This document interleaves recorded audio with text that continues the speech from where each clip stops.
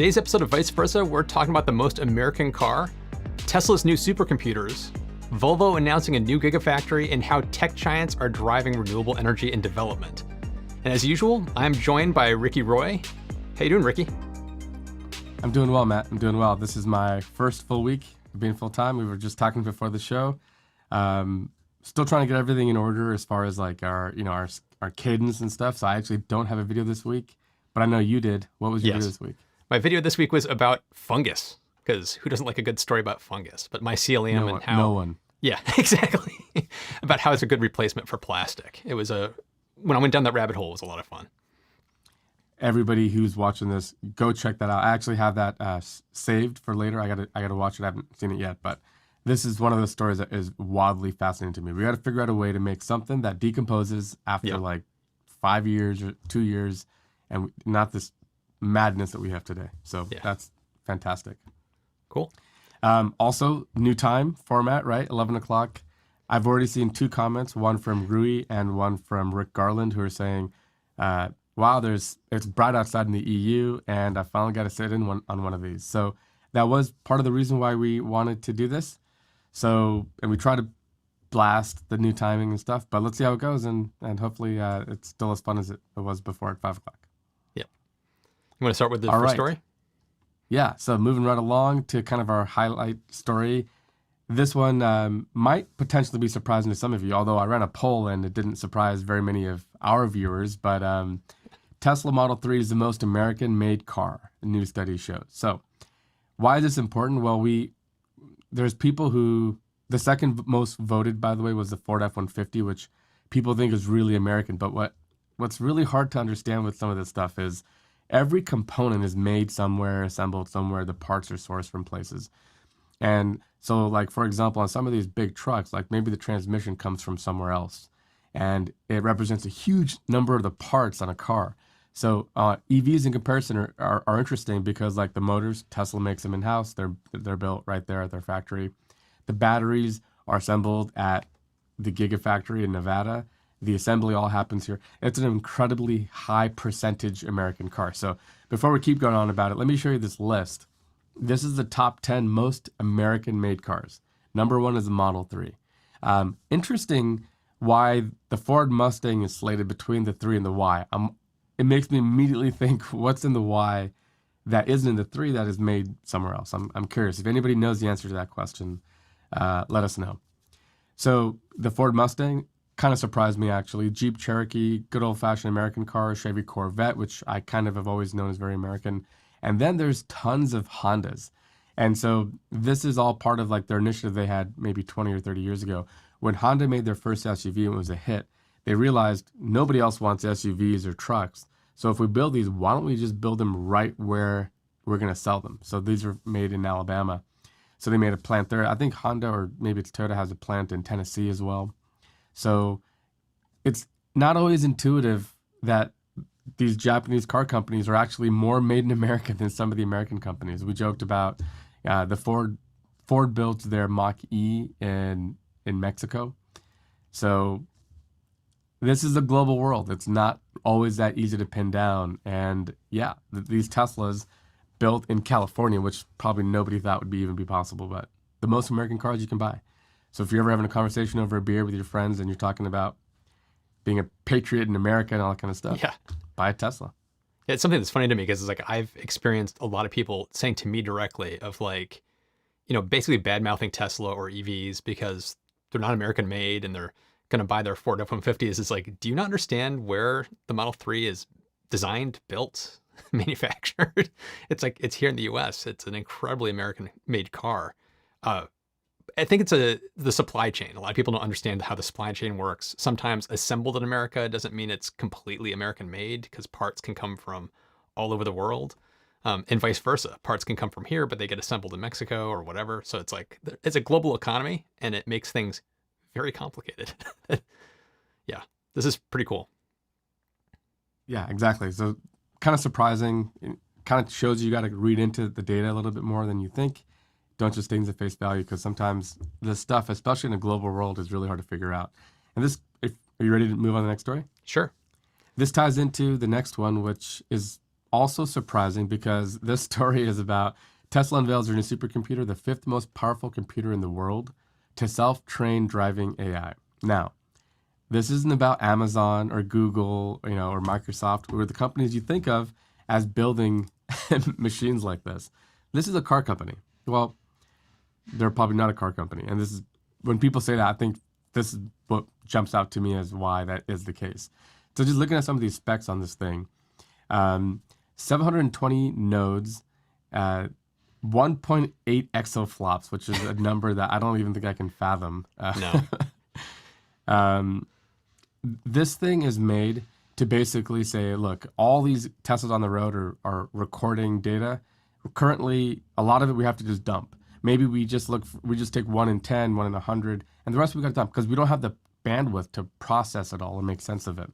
Also, a lot of the labeling, a lot of the stuff that goes to machine learning training is manual. Again, that means that the human operator, the number of humans you can employ will be your limiting factor. But you build something like this, and the next thing you know, you're able to self-train models, and the level of advancement is going to be hockey stick from here. So this is early. I don't think we have that much data, honestly, and I think some of this stuff might actually change a little bit because Tesla has announced they're going to have an AI day, and you can be sure that Dojo and some of this compute cluster performance and in-house supercomputing is going to be part of what they talk about. So,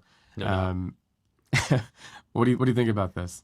It's funny because a viewer just tweeted at me, I think it was yesterday, saying, "What's the biggest software company in the world? How would you compare like Apple to Tesla?" Or he was just naming all the big tech companies you typically think of with Tesla, and I was like, it's a little different because they're more of an engineering company. And then we're talking about this story, which is, oh no, they're very much a software and computer company. They are a tech company, and this is just one of the proofs of that. And just for comparison, it's like an exaflop is 1 quintillion floating point operations per second. My brain has trouble wrapping my head around what that actually means. It's crazy fast. And I was curious because I wanted to look at like, what are the top supercomputers in the world? And I found like the number one is Fugaku in Japan. Then there's one from IBM called Summit in Oak Ridge National Laboratory. Sierra, which is in the National Laboratory in California. There's one in China called the Sunway. And then there's one from NVIDIA called Selene. And I think this Tesla one is probably edging out the NVIDIA one. And it's just kind of funny when you just look at the list of, it's all research laboratories, IBM and NVIDIA, and now Tesla is in that group. It's like, it's a car company. It's not a car company, it's a technology company. And they're clearly doing things that no other car company is doing. And it's so cool. I just find this endlessly cool. Yeah, I think what we should probably do is kind of dig into this a little more in depth, and we will do that after the AI day. Until then, I think this is just kind of a little bit of a teaser to say big things are happening. We kind of knew they were, but this is part of the first time they've kind of made it public. So definitely exciting. You want to take the next one? Sure, I'll take the next one. Okay, so Volvo, we've talked about this from other companies like, VW and GM. Well, Volvo is building a 50 gigawatt hour battery gigafactory. And they're doing it with partnership with Northvolt. And Northvolt seems to be really kind of becoming the de facto standard for battery suppliers in Europe, which is, for me, one of the most fascinating tidbits from this, because they're also partnered with VW and BMW. So now they've also got Volvo added to their roster. And the one thing about this, that even though it's as cool as it is that they're building out a 50 gigawatt plant, it's not going to really start production until 2026. So it's still 5 years away from when this will become a thing. But Volvo is already going to be starting to buy 15 kilowatt hours from the Northvolt factory that's in Sweden, the one that already exists. So they're going to be getting their immediate supplies from that existing factory. And then over the next 5 years, they'll be building this new factory that's going to scale it up 50 gigawatts more. So this is another one of those signs that we're all looking for when you're talking about looking at what traditional car companies are doing to transition to EVs. And one of the first things I always look for is, what is their battery supply chain? And here we go with Volvo kind of starting to plant their flag in the sand and saying, okay, we got to build out some gigafactories of our own to be the master of our own destiny. What's your take on this? Yeah, Northvolt. So Northvolt was founded by some former Tesla employees. So there's that kind of connection in the industry, and yeah, they've proven to be the kind of the de facto go-to player in the EU. I'm almost wondering if there's like regulatory reasons for why that would be. Like, is there some incentive to buy from a factory that sources materials and labor and production in the EU as opposed to like LG or some of the companies in Korea or Japan that potentially you'd be importing and tariffs and stuff. I know tariffs are much higher there in the EU than they are in other places. So it's interesting because to your point, the one drawback here is that you're not buying like ready capacity, you're building capacity. So I think some of these Northvolt partnerships might look like the Gigafactory with VW building a big plant and then having stations and having the Northvolt teams inside of there building out capacity for them. I mean, I think some of that will probably still be kind of established, but it seems like they've got their stuff figured out, which to me is interesting. They're a newer company, and you don't hear this much fanfare about newer companies that are building batteries and getting this much interest in people to build contracts for future production. So I think they're clearly like a leader. They got some secret sauce, or they've got something that people see and they think this is the way to go, Yep. which is cool. I'd love to tour their factories or talk to their teams. It should definitely be a company I reach out to. But super cool, and I think what we're seeing is the foundational piece for all these makers going forward, which is if you just buy batteries off the shelf, you're always gonna be the first one stuck when anything happens.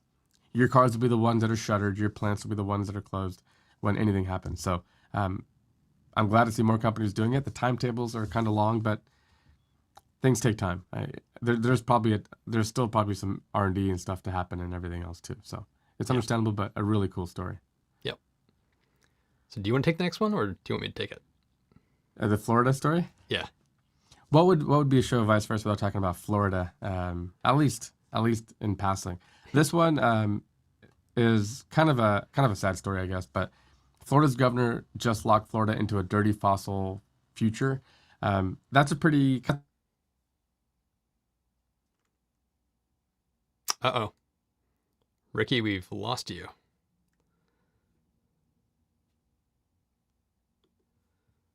Hang on one second. Some technical difficulties.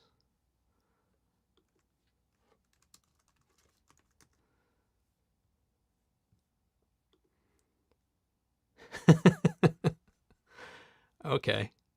It's funny that we can still see his screen, but we can't see or hear him.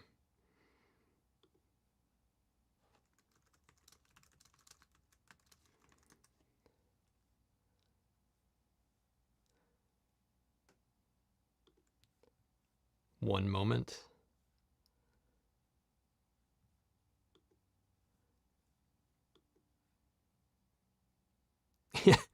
Ricky's audio does need coffee bong. Yes. Yes. He clearly doesn't know that we can't see or hear him, so he's probably still talking away.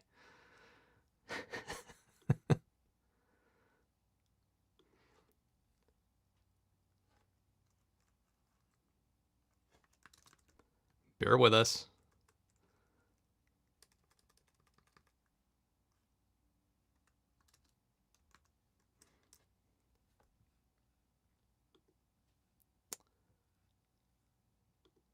I wonder if his camera just automatically shut off or got unplugged. Well, anyway. Okay, he just messaged me.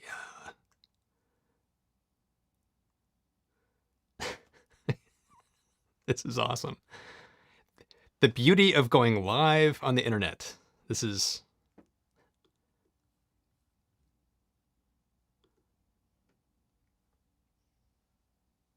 I could vamp a little bit here. So while we wait for Ricky, let me go to the story. So this is Florida's governor has just locked Florida into kind of a fossil fuel future. What they did is they passed a law recently that will prevent local jurisdictions like cities and towns from deciding what they want to do with their energy resources. So they're preventing from local communities from doing things like banning fracking or from doing 100% renewables and basically banning natural gas or anything like that. The governor DeSantis of Florida, basically his excuse for doing this was to leave it to the free market and not to allow the local policies to dictate what's going to happen. He wanted to leave it to the free market and consumers. So this is actually going against what a lot of cities in Florida have already done. There were several cities like Tallahassee, Gainesville, Orlando, Miami Beach. They've all made commitments to go to 100% clean energy. And this basically undoes all of that. But what I found fascinating about this story was that it's all, even though this is not the greatest, there is movement in the utility market that is naturally going to renewables. More and more utilities are actually transitioning to solar and wind. And in fact, Florida itself has become, they're known as the sunshine state here, and they're actually living up to that name now, which is really fascinating. Here, let me pull up here we go. Oops.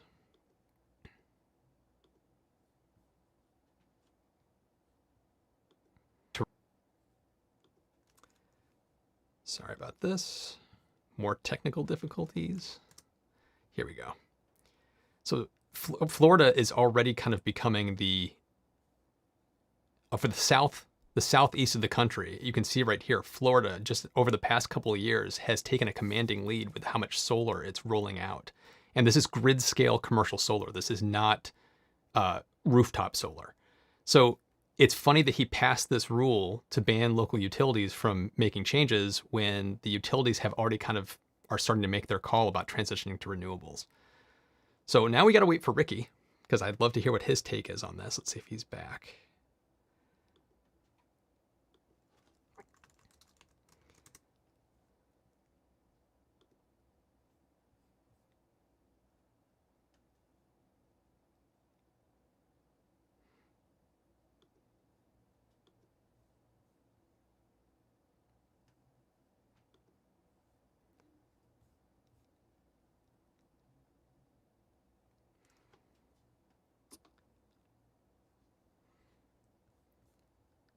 When will Ricky arrive? Someone tells me he's frantically trying to figure out why his camera and audio shut off.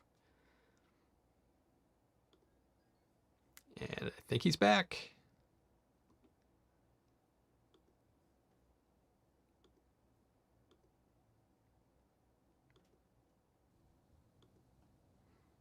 Hello, Ricky. Yeah, can you hear me? Yes. Can you hear me? Yes? Yes. Okay, I don't hear you yet. You can't hear me? Again. I think so everybody's getting to see how the exactly sausage is made on their live stream between the two of us. Can you hear me? Yes. Okay, I'm back. All right. Yeah, that was funny. I just went through and kind of vamped and went through the story again. But what was funny was you clearly didn't know you were disconnected, but we could still see your screen. So you were scrolling and highlighting things and talking, and we couldn't hear. Wait, so the audio? Your camera and your audio shut off, but you were still sharing your screen. So. Oh, got it. And by the way, are you sharing your screen with me again? Let me make sure I am. Sorry, guys. Yeah, that was 30-something shows. I guess it was bound to happen. Yeah. Well, anyway, while you were gone, I read through the story and kind of encapsulated my thoughts on it, which was essentially, oh, thank you very much, Rob. He just super chatted that he loved my mushroom video. Thank you very much, Rob. So I basically just went through and said how he was, even though he passed this law that is kind of preventing local governments from making their own policies and going green, and there were cities around Florida that have already claimed they're going to go green in the future. Private companies, utilities, he did this for the free market and the consumer, which I find funny because the free market is already moving towards renewables. And I was brought up a chart where it showed that Florida over the past just couple of years has become the leader in solar production for the southeast of the United States. So he's doing this to kind of, for what? It's like this doesn't seem to be actually stopping anything because the transition's already happening with or without this law. But it's kind of, there's a visual side of it. Like obviously this is done for politics. It's done to kind of make a statement. I don't think it's actually going to have that much of a dramatic impact given what's already happening. So what's your take? Yeah, I think you're right. Whenever we introduce laws, it sounds like a good idea, but there's always going to be like unintended consequences. And the reality is, yeah, solar and wind will win when they win on economics, and we're pretty much already there. I'm doing a video about how I've had my panels for 10 years, and I was shocked to see these graphs of how the cost per kilowatt hour of coal, natural gas, nuclear, how they've changed over time. Nuclear has actually gotten more expensive. I think it might be regulatory stuff or aging plants and things like that, but natural gas and coal, and then you've got like solar and wind, which have just completely undercut them on cost. So this is largely I think it's kind of, it appeals to his conservative base a little bit. But as far as like what it actually will do, it doesn't mean you can't go solar. It just means that you can't ban cars, which really, I mean, this doesn't bother me that much because I do think that they'll win on their pure merit alone, and that this will really, I don't know when I got cut off, but did you like hear right what at I the was beginning? saying? You right at the beginning. Right at the beginning? Okay. Yeah. So yeah, the natural gas companies, the Florida Natural Gas Association clearly is very in favor of this bill because 70% of the state's electricity comes from natural gas, right? And it's a huge amount of their carbon emissions and stuff. So I think Bong Hollywood mentioned like lobbyists and money and policies. Like, yeah, look, that's all there. But what I think is different now is you can't stop the force that is solar and wind on cost. And that's when we will win. Yep. So we can transition to the next story. I can take the next one too if you want. Okay. Okay. So the next story is Amazon and other tech giants are racing to buy up the renewable energy. And this is related to what we were just talking about, which is that tech companies are actually driving a lot of the investment and development into renewables, like gigantic wind farms and solar farms. The data centers take up about 1% of worldwide electricity usage, which is kind of significant when you think about it. And their willingness to do PPA agreements, which is basically you're prepaying for all of your energy needs, they're willing to pay for it years in advance at fixed rates. So they're paying millions and millions of dollars up front for energy, which is enough money to seed the funding to help with the development of these very expensive projects to build out wind and solar. So it's the dollar value is already there. And so these tech companies are all racing. It's like a mad dash. There was actually a quote that I thought was really funny from Michael Terrell, who's the director of energy at Google. He said, it's almost like a stampede for clean energy. So you have Amazon, who is the largest company that's doing this here in the United States. You've got Google, Apple. They're all having this kind of worldwide impact of just snapping up and basically just seed money for these huge facilities that are being built out. What's your take on this? Yeah, it's a really good point. We just talked about the free market and letting companies in the market decide, and here we are. Yeah. By the way, Robert, thank you so much to Robert Klauko, who says, for your super chat, he says, finally got to see this live. Seeing a good amount of that, so I appreciate that feedback. Yeah, so this is what I don't think the future is going to involve politicians very much because their time in the sun when we needed what they could provide, which was to force people to do things, is kind of over. We act differently now. Now we are kind of a social aware creature that lives on Twitter, and we hold ourselves to account in different ways. So, like for example, if you imagine an ad where Microsoft says, our data centers, our entire company is forget carbon neutral, we're carbon negative. Like using our stuff means you're actually like making the air cleaner. And then you have some other company that isn't doing that. The optics of that alone is enough. And that's incredibly cool. Like the people, especially as young people are getting older now and entering the voting block, that we have to now act this way. We can't just let companies do whatever they want and not worry about the environmental impact of what they do, which historically has been how we've operated. So this is really cool. You know that Apple spaceship campus is covered in solar. The entire roof is just a solar panel. And they talk about how like the entire site is carbon neutral. They have like storage on site and stuff.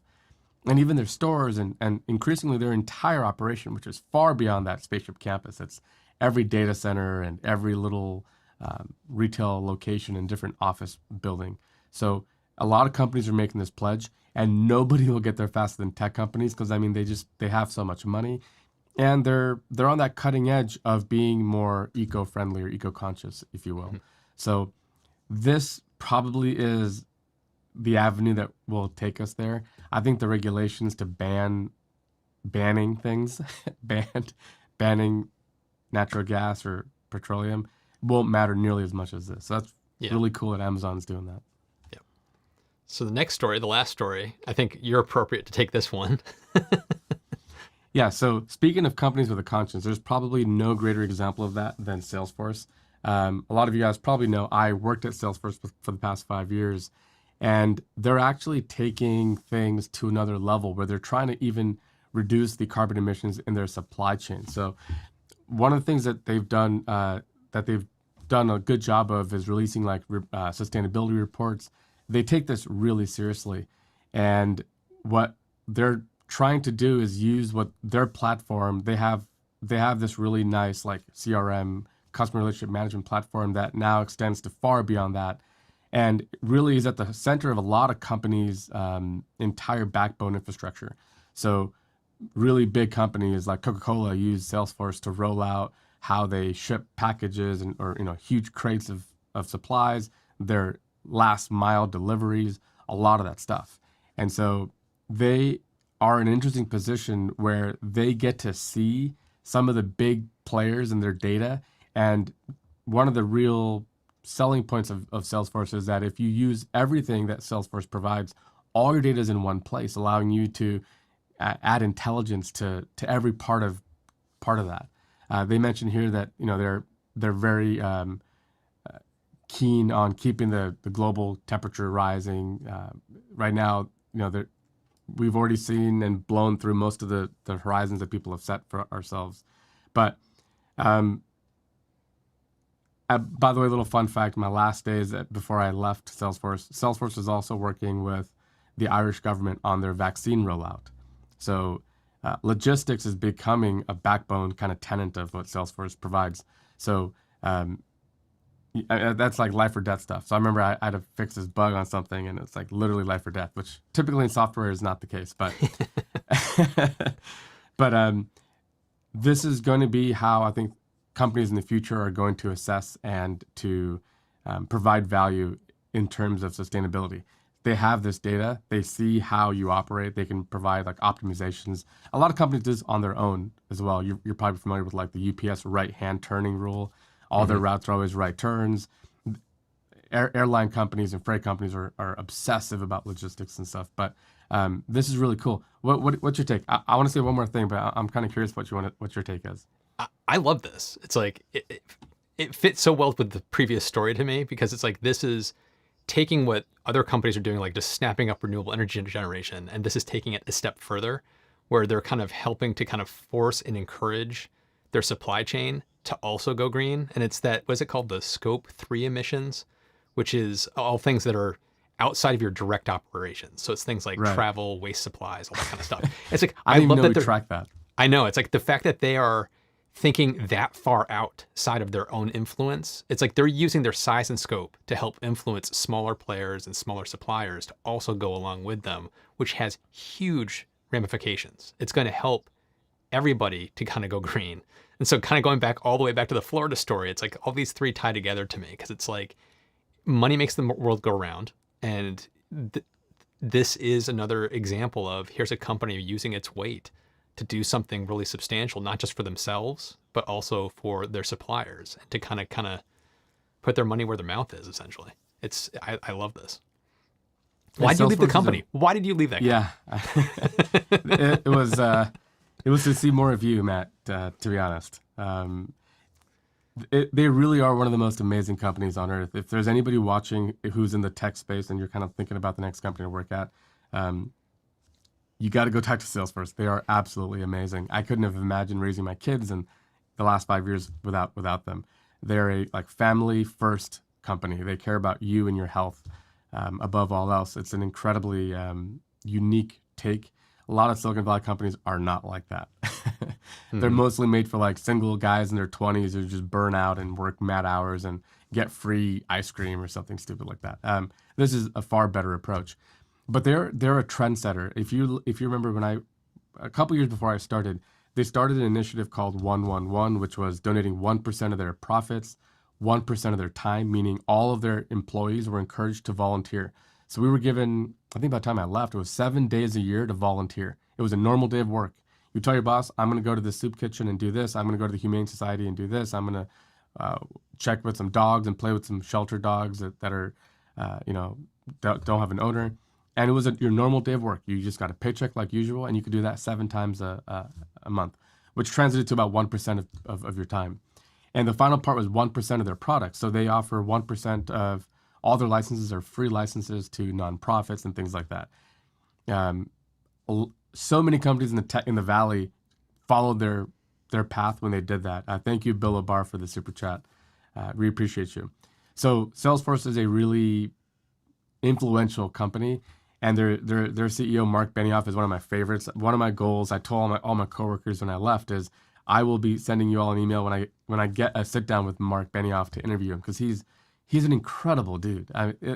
To be a billionaire and to care so much about everything he does. There's like a Mark Benioff Ocean Institute and a children's hospital, and he does tons of stuff with like public schools in the SF area. The dude is incredible. He really is. And it's reflected really well in his company. And they have the power to influence companies like this. When you say that Salesforce did this, you'll be shocked at how people will line up to kind of follow suit to get that same publicity and to be on the right side of history, if you will. Mm-hmm. Yeah, it's an awesome story.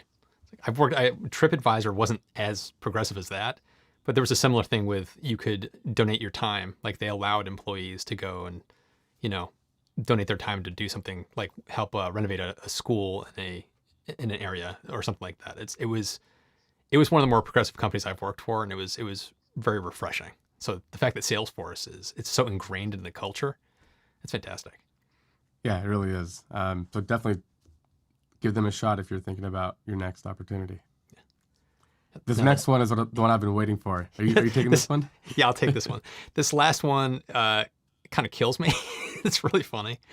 So NASA is working with Tide to make the first ever laundry detergent for astronauts. And part of the reason I put this on the board was I found it fascinating. I did not know this, that the astronauts can't do laundry in space, so they wear clothes until they stink so bad that you can't take it anymore, and then they dispose of them. And one of the ways they dispose of them is they basically put them in a capsule and eject them into space so that they burn up on re-entry. That's how bad it is, which just kills me. And then the other side of it was some of the scientists that have gotten clever by using like an old pair of like underwear to use it as kind of a recycled process to help kind of seed his basil that he was growing. So it's like, that's disgusting. That is disgusting. It's amazing, but it's disgusting. But here's where it gets really fascinating, is that Tide is working with them to come up with ways to wash their clothes, like on the space station, the International Space Station, without needing water. And one of the reasons for that is you can't have a washing machine. Water's scarce. Obviously, you can't just use it. So that's no water, and they can't use like a washing machine, because if they used a washing machine on the space station, it could throw them off their trajectory, which is just insane. And then the other thing they're working on is low water usage. So they're going to be sending low gravity washing machines and dryers when they build the moon base. So this is all about being on the moon or on Mars, to use very low water usage for cleaning clothes. So they're kind of taking two different approaches. Here's why this matters. It sounds ridiculous, but it matters because if they find good ways to actually effectively clean clothes with no water or low water, that's going to impact all of us going into the future, because we could then have washing machines and dryers and things like that use very little or no water, which is going to become a scarce resource on our planet in the future. So it's like, we need to conserve our resources. So this could actually have a long-term impact on the Earth, which is why I just thought the story was just funny and fun. There's so many little things you never think about, I know. right? We take for granted, like gravity. Typically, we think of gravity as like this pain we have to overcome, but it does make things like this nice, like to go to the bathroom, right? Gravity's your friend when you need to go to the bathroom. A luxury that they don't have. I this isn't. I had not thought about washing your clothes. You know, we were talking about this. There's no like bacteria and mold and algae out in space like there is on Earth, right? So potentially your clothes wouldn't need to be washed as often. But you mentioned before the call that most astronauts report kind of a funk in the space in the ISS just from the fact that you don't just have like Febreze and aromatherapy candles. You can't just light a candle, you know. So Yeah. it can get One of them, pretty. he called it the stank funk.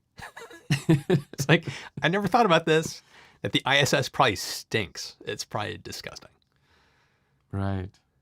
The Yeah, stank and funk. I think the best part of this story is that the spinning washing machine potentially changing their trajectories with the motion. That's so funny. Yeah, so this gets to a question that I get it very often, and this actually I get this question from conservatives, like all political viewpoints, which is why spend money in space? We have so many problems on Earth. If we stopped the wars and stopped all the space spending, we could just end poverty, you know, or cure hunger, which makes sense. I don't know how, you know, that's a different topic, but this is the sort of thing where when you spend money on space, you figure out just like you said, Matt, you figure out really cool things that are utterly crucial there. That, I mean, we have water, so we could use water, but if there was an alternative to a low water way to clean your clothes, or new kinds of clothes that had copper mesh in them or something that was more antimicrobial or something, there's probably some break that will happen, right? And we'll cover that story when it does happen. Yeah. But fascinating stuff. Too funny. So that was the last story of the show. So now we're going to transition, as usual, to the Q&A portion. So we'll start scanning through the comments. So chime in if you have any thoughts or things you want to share.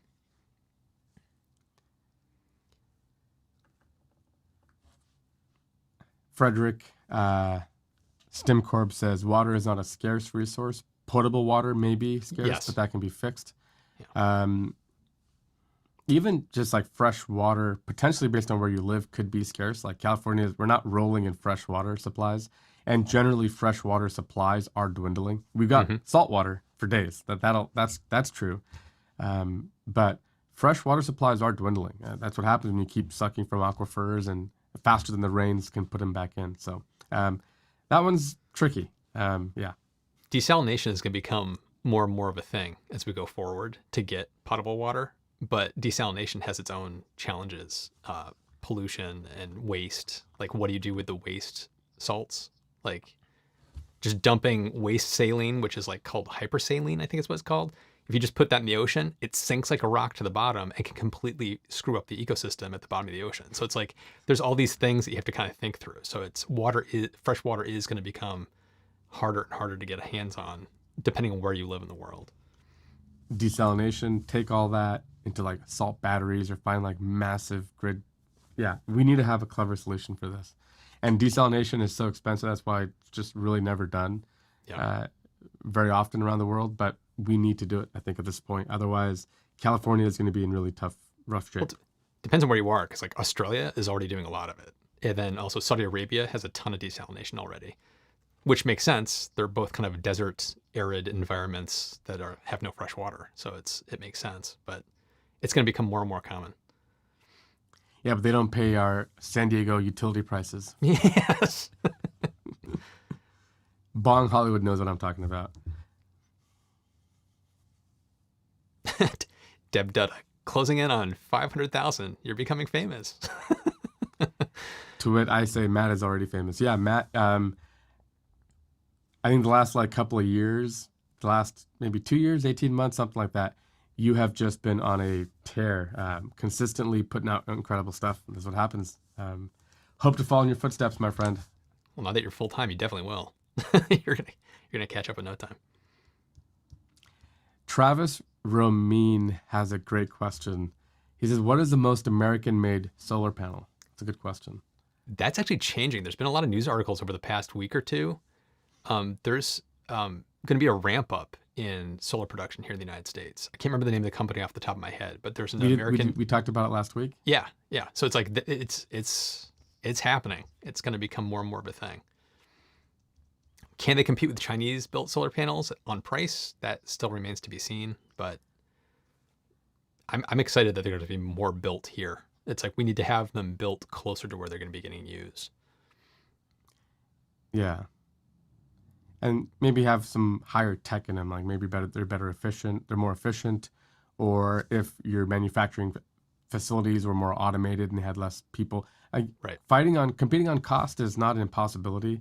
It's tougher. Beach Crow was my guess. He says SunPower. SunPower would be my guess as the most American solar panel as well. Yeah, most likely. Dusty Green says Lake Mead is at an all-time low right now, which is not good for us. That's the lake from the Hoover Dam, right? If I'm not mistaken, which feeds. Why am I suddenly doubting myself? Let me pull it up. I can't back you up because I'm horrible at geography. No kidding. Apparently, so am I. Thank you so much for the super chat, Karamo. Karamo?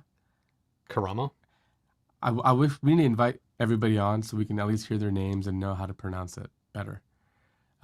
Yeah, it is Lake Mead is what I'm thinking of. It's a reservoir formed by the Hoover Dam, and that is really bad news for us because that's really we get a fair bit of water from there. And so does like Phoenix, Arizona and stuff. Phoenix, Arizona has been like over 100 degrees for like a month now or something. And It's just wildly, it gets hot there. That's not new, but not like this. Yeah. Las Vegas, some of these places I'm kind of, kind of nervous about. So we'll need some smart people to be thinking about these kinds of problems. Well, Karamo said, what do you think of the Tesla Model 3 and why back order? Their test drive was canceled because they had no inventory. What's your thoughts on that? I think everything's hard to get right now, right? Yeah. Down to lumber and just basic stuff you wouldn't have thought of. Did you know above ground pools are a commodity now that people You're buy kidding. and sell and trade? I'm not kidding.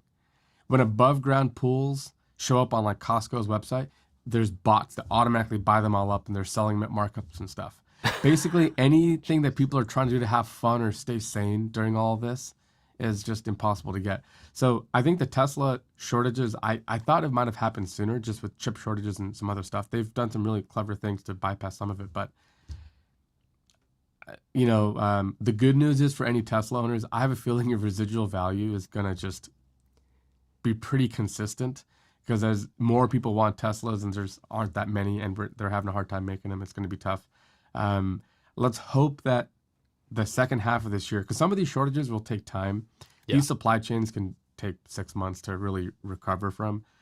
Let's hope that 2022 we get back to normal. I'd love to just go to the store and just buy stuff, not have to have it scalped to me on eBay or something. It would be nice. I just saw a story yesterday that said the used car market has seen a huge uptick in value. So like where your car may have normally depreciated like 30 or 40% over the first couple of years, it's much closer to what you bought it for because of the car shortage. It's not just Tesla having a shortage, it's everybody. So if you're thinking of getting a new car, this might be the perfect time to sell because the market's in your favor right now.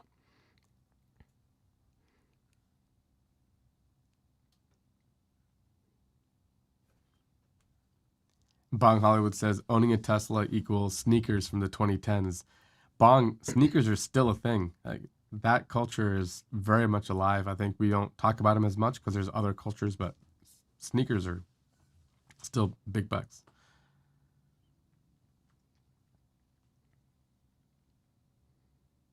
Do you see Michael's comment? I'd like to write a 2-part, one for each of you, about NASA inventions. Okay. Okay. So I think I'm trying to think of there's a lot of like insulation and things that we've learned from like the tiles, the heat tiles that they have for re-entry. Hmm. I think memory foam was Yep. a NASA invention. We should make a list. This is a good dinner party topic because I get this. People probably bring this up all the time, and I probably should make a list. Do you have any more? The one that comes to mind is I don't know what the practical use here is on Earth yet, but like aerogel. Yeah. It's like Uh, aerogel is fascinating. It's like it it weighs is. nothing, but it's an incredible insulator. It's like, is anybody using this? It's too expensive at this point to probably use it in a Right. practical way, but such a cool concept. Some of the people in my Discord, like Dusty and Bong, were talking, and Observer, who I'm not sure if I've seen Observer yet. They were talking about like net zero homes, and there are these homes in Canada that have like 1 foot walls. Seriously, like the exterior walls are like a foot and covered in insulation, and there's like reflective radiant barriers and just the full whole nine. And their story is you could heat this house in Canada with a hair dryer. That's how efficient it is, right? Yep. So that sort of a house is expensive up front, but year 20 and 30 and 50, how many years of savings on your AC bills and stuff would it be before it would be such a huge breakout? So maybe aerogel is a future where there's some breakthrough happens to make it cheap enough and our houses get wildly more efficient. Yeah. That's really where we need to invest in. It's funny you bring up modular homes because my next video is that exact topic. Really? Yes. And I did it because it's like I'm looking to build my own home, and I'm actually looking Right. at a modular home builder for this exact reason. It's gonna be it's the walls of these houses that I'm looking at are about a foot thick. It's like 10-inch studs that are just jam-packed full of insulation. It's got incredible vapor barriers, and then on the inside, additional studs and insulation are put on the inside of the house. It's insane how well built and insulated these homes are. I can't wait to move into a house that takes next to no energy to heat in the middle of a New England winter. It's like I cannot wait for that. That sounds so cool. I think California will be the last place where that'll take off because it'll cost $12 million or something stupid to buy a house here like that, and Yes. the temperatures aren't so bad. But yeah, no, you guys need it up there for sure. Phoenix, man. Anybody in the audience from Arizona generally? I'm just kind of curious. Does air conditioning just run 24 hours a day there? Like it's just on? For us, it's like rarely we'll run it for like an hour. That's pretty much where we're at with this thing. But I'd imagine they're probably running it 24 hours a day. They gotta be. Energy positive houses. That'd be cool. Like this house has a net negative carbon footprint. That'd be cool. Somebody said, where was the comment? Oh, from Dave Dugdale. Biden struck an infrastructure deal today. Do we know if it has any money for EV incentives? I didn't know you hit that today. Have you seen any news on that today? No, I haven't. Huh. If anybody else knows more, chime in. So I'm assuming that that's the deal that they hashed out with the 10 Republicans.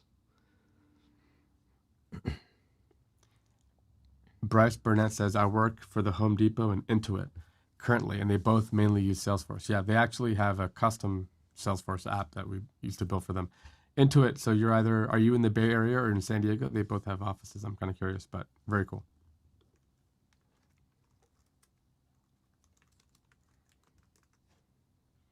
And that's part of it too. Observer, hey, how's it going, Observer? Dusty says many Phoenix homes have 3 central air conditioners. Oh my God. The really crazy thing too is their electricity prices are really affordable compared to ours here, and they're probably using a lot of natural gas and stuff. And I kind of think about that, like as efficient as you guys are in Massachusetts, right? We are in California. There's some states where they aren't taking it as seriously, and maybe geographical reasons why to get prices that cheap. Maybe they have to. Although if solar gets cheap enough, maybe they swap out the natural gas plants for that.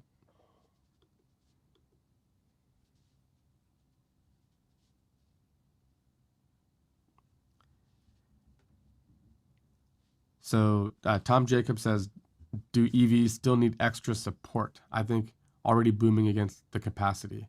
I think he's talking about like maybe like federal credit support, like maybe like government support.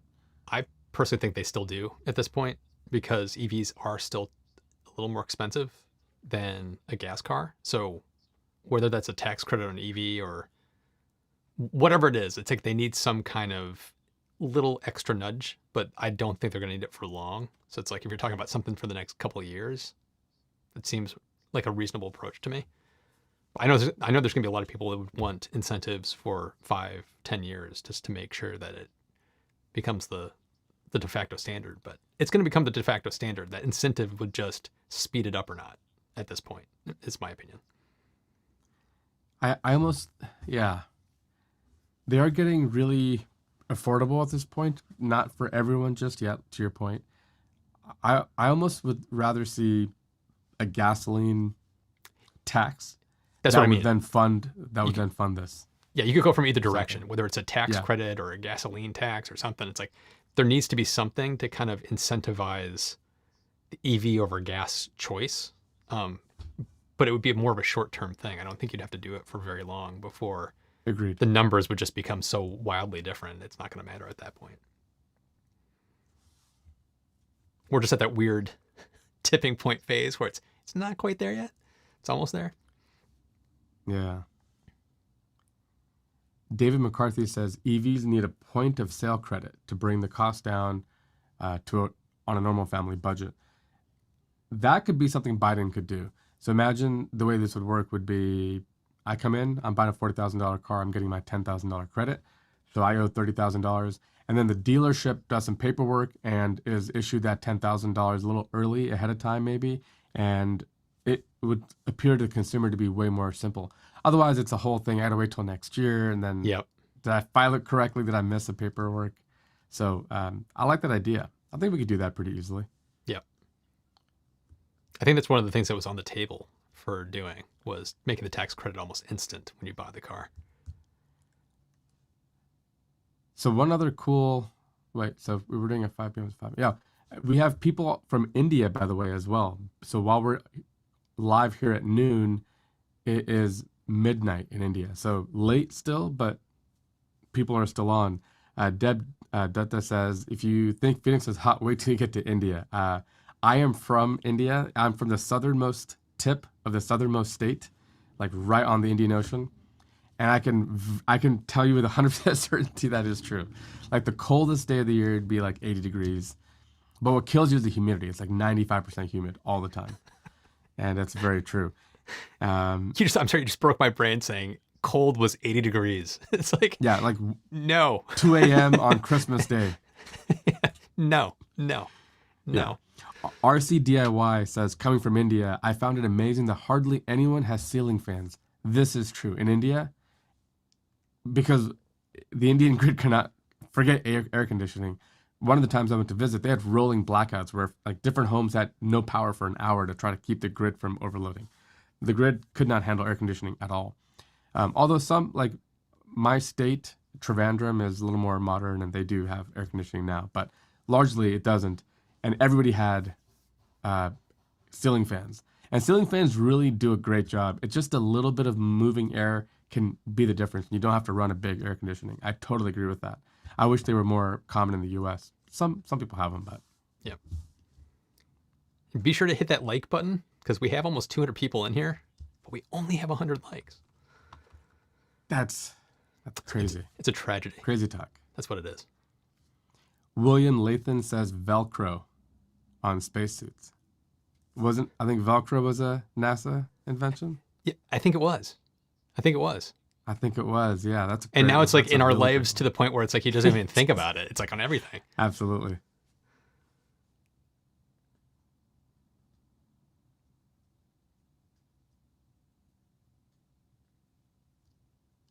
Gary Ballard asked, have you heard anything about moving on perovskite solar? It's like, I actually am thinking of doing a video on perovskite at some point in the future.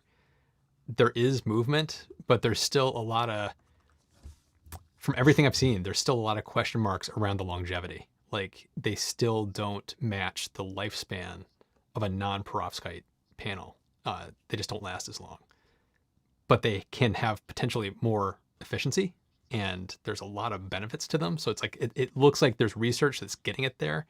I just think we're still years away from actually seeing them be truly competitive against what we currently have. Unless you've seen something different, but I haven't seen anything No, quite yet. that's where I was. That's where I've last read as well.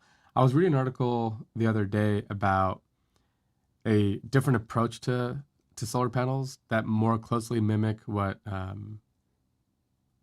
plants are actually doing. And the end result was that it was not 20, but 40% efficient.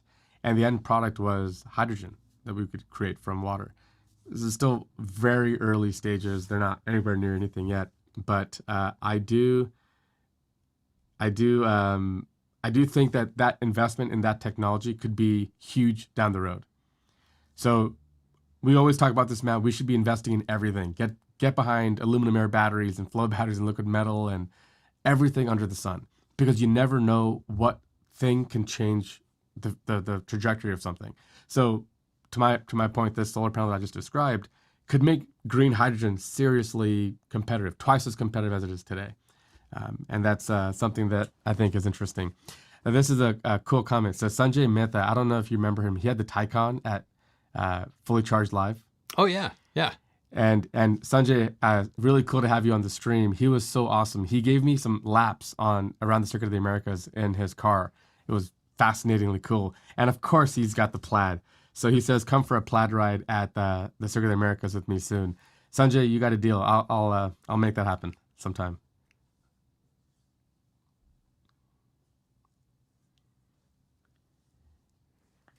We've both done Bladeless wind turbine videos, and there's a question from Cornell. I was going to ask you that one. Yeah. When do you think the Bladeless wind power will be available for consumers? Bladeless, I think, is going to be a while. But if you're talking about like that Vertical garbage, axis. the garbage bin looking one that I talked about, it actually has blades inside. That one I think we're more likely to see in the short term. But actual bladeless ones, like the Skybrader, as you described it, I think that one is still a few years away. So I don't think we're going to see it in the next 3 years. It might be somewhere between 5 to 10 years from now would be my rough guess, just based on how slow research kind of tends to go. But I would hope it's sooner, but it seems like 5 to 10 years away to me. There was a phenomenon that happened when the iPhone came out where venture capital companies would just throw money at anybody who had an idea for an app. Having been in software for the last 10 years, I hope that shifts to more products like that, the power pod, or like the PowerPod, yeah. the vertical bladeless turbines, or these various types of cool engineering feats, because that's where our investment in capital should be going. We have enough TikToks and all this nonsense in the world. I think the software investment, I really hope that some of that shifts over to like sustainable energy investment, because that's really where I think we need it the most. And there's probably some guy or some gal out there who has a great idea, and $1 million of investment or something and a couple of members in the team could be the difference between us having it in the world and not. So that's where I really hope to shift. If anyone's listening in the investor class, like, they consider shifting your investment away from software. It's enough with the TikToks and the whatevers. I can't even know. Yeah, I'm not a financial advisor, so take what I'm about to say with a grain of salt. But like, if you want to talk about investment opportunity, renewables is like where it's at right now. It's like there's so much potential there. It's insane what's going on. Feels like there's a gold rush that's about to hit, to me. I agree. But I'm not a financial advisor, so don't take what I just said as fact.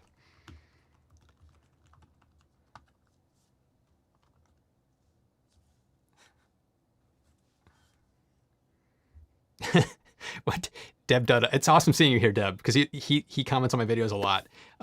He just asked, "How do you come up with all the video topics?" I'm laughing because Ricky and I were literally talking about that exact thing before we started streaming today. Was like the difficulty in coming up with topics. I have a laundry list of, like, no joke, it's 100 topic ideas long, but some of them are just not going to perform well at all on YouTube.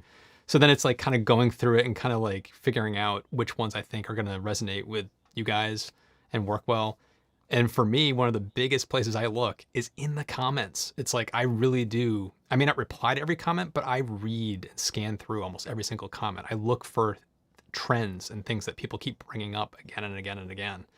It's like I'll do a video on solar panels and people will be talking about small modular reactors, talk about nuclear. And it's like I'll see that like 20 times in that in the comment threads.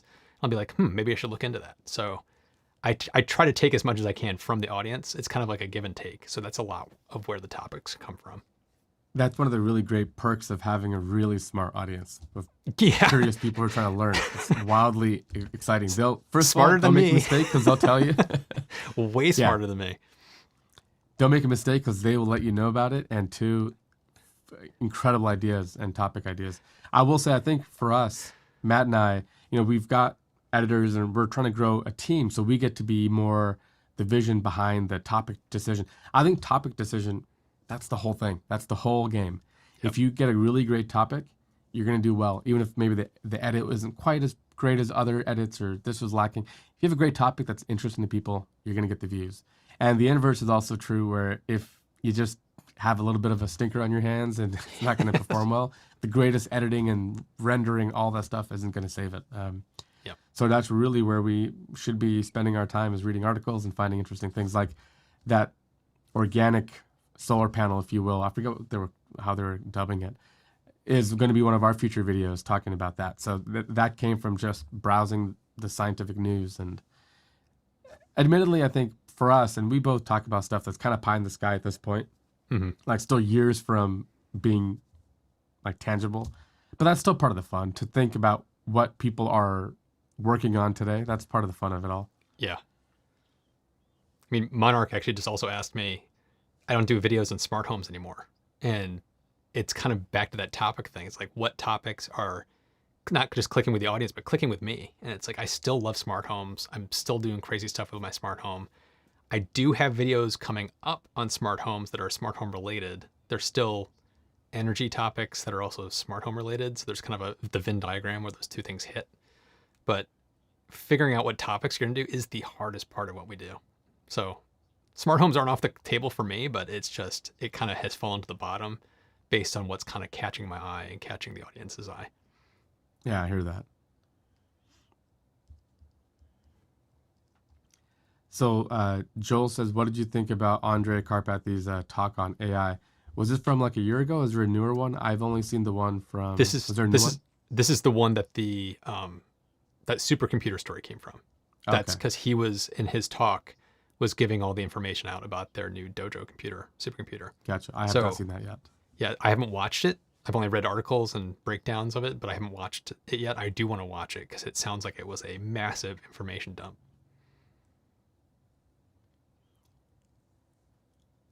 Thank you, Sanjay, for the super chat. We met Sanjay at Fully Charged Live. He said the Plaid should be here next week, but the Senna is no longer my benchmark. I got an AMG GT3, former race car, that leaves the Senna in its dust. I'm surprised by that. Is it like modified? I didn't think a GT3 AMG from Mercedes would leave a Senna in the dust, but I'm curious about that. Yeah, he's a car nerd through and through. And what I like about Sanjay is, like, it's like electric, gas, whatever it is. If it's amazing, I want to know about it. I want to put it through its paces and understand it. And he was really impressed with the Taycan, as everyone probably is. And let's see how he feels about the Plaid, because he's probably, name a cool car, he's probably driven it. So I'd love to get his feedback on it. You should have him on the show.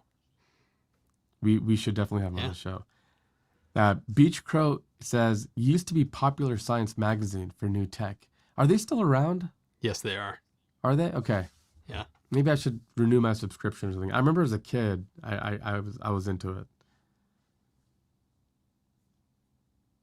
Honestly, probably 15 hours a week, and tell me if I'm wrong, of our day job now is probably reading articles, like getting subscriptions to these kinds of things and just kind of researching stuff. Yeah, I read a lot. Just trying to find things that are interesting that we could dive in on. So yeah.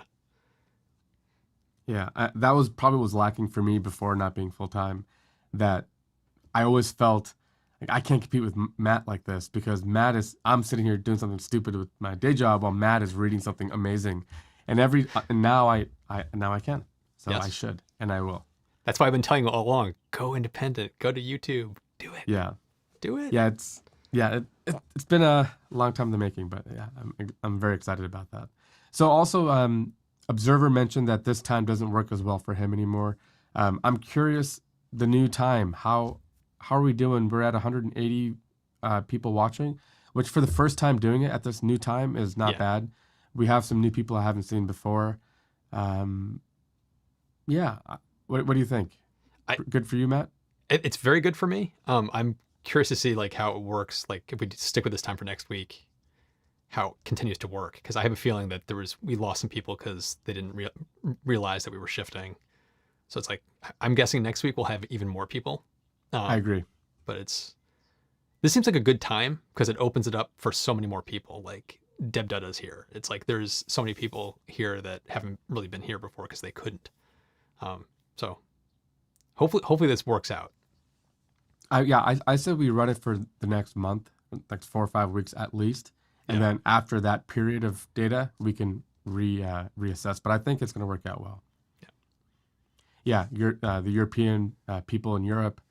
We mentioned there's also people in India who are staying up.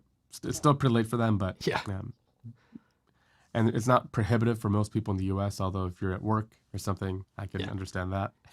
Oh, they can listen to us in the background.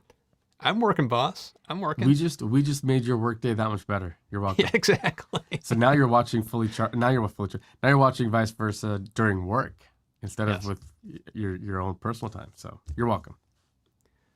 Well, it is that time we should be winding down here. Any parting words, Ricky?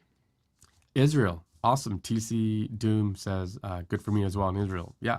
Nice. I think this is going to be a winner long term. So we'll see you all next week at 11 Pacific, 2 o'clock Eastern, and whatever else you are. Yeah. So same time as what he just said. And also don't forget that we do have an audio version that you can catch up with at any point on viceversa.show. And as always, thanks so much for watching. We'll see you in the next one.